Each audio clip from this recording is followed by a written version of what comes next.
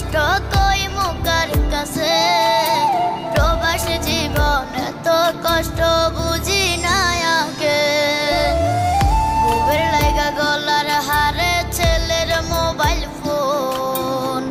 ভাই বোনের যত চাওয়া করব যে পূরণ সুখের লাগা ছাড়লাম রে দেশে ছাড়লাম বাড়ি ঘর